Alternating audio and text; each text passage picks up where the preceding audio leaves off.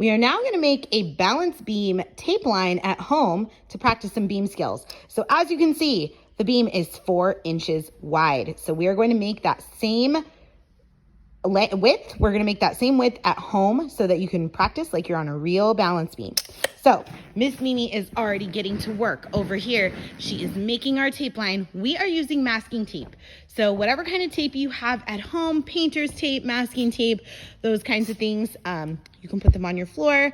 Make sure that you obviously have your parents' permission to put your tape line down. But yep, you can just make it with good old masking tape. The length is not super important. You just want to make sure that you can do skills on it.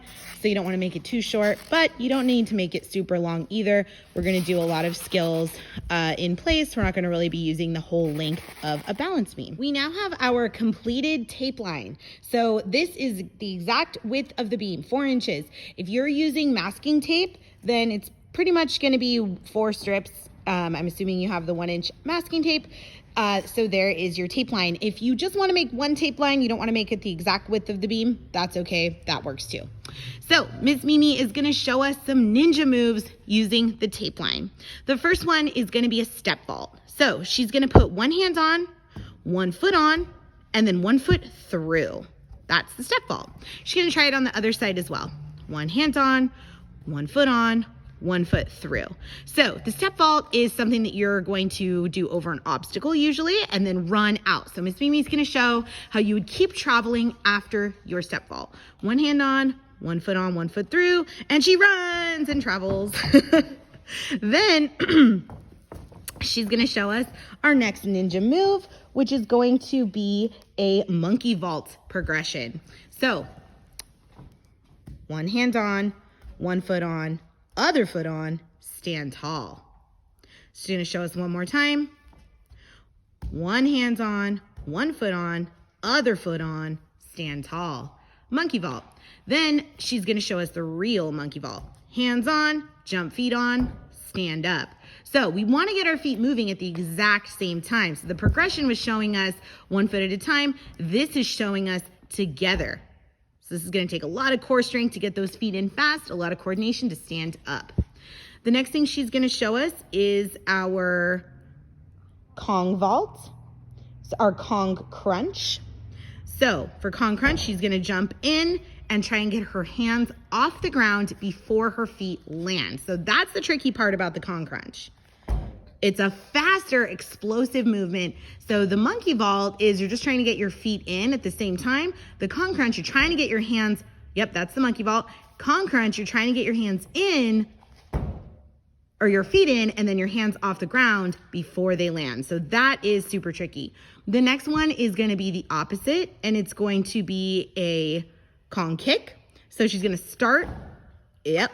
I'm going to show you from the side so that you can see. She's going to start in her little egg shape, hands on, feet on, jump her feet back. Now, her goal is to get her hands off the ground before her feet land. So you've really got to push away with those shoulders. A lot of strength, a lot of coordination getting your chest up. Yeah, that was awesome. Okay, the next one she's going to try is her cat crawl.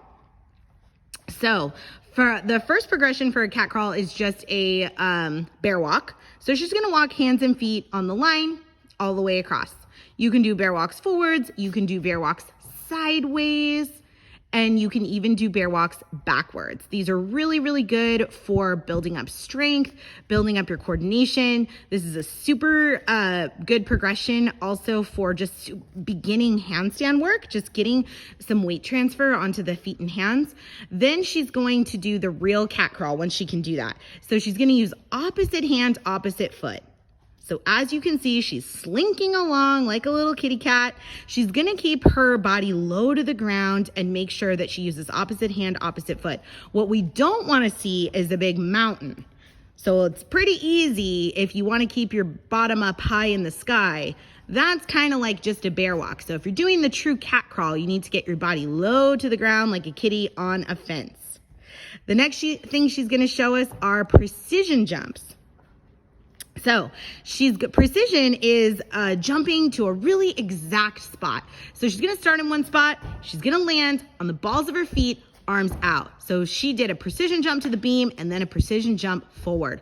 She can also try a zigzag. So going up to the beam, going back, going up to the beam, going back. So it's tricky to do that because you got to make sure that your feet are landing at the same time and that you are landing on the balls of the feet with a lot of control, chest up.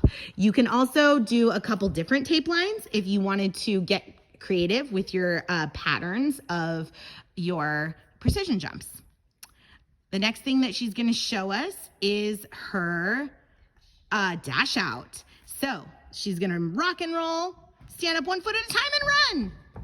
So that is going to usually be over an obstacle or on an obstacle that she's going to dash out of. We're going to practice it on the floor to start. So she's going to show it one more time. The point of this is that you want to make sure that you are landing 1 foot at a time and going right into a run.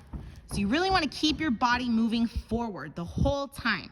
We don't want to stop after our rock and roll, then stand up, then run. It's got to be one fluid motion. So please make sure that you show us these ninja skills. We're so excited to see you doing them at home. You use the hashtag Gemstone at home. Make sure you tag us, post it on your social media to get entered in our contest.